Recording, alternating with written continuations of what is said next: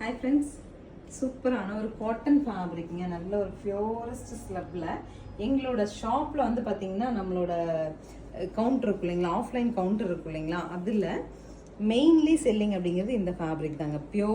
பியூரஸ்டான ஒரு cotton slub variety 1050ங்கிற பட்ஜெட்டில் அழகான பிரிண்ட்ஸோட வந்திருக்கு. என்னென்ன கலர் பார்க்கலாம். Next is a green.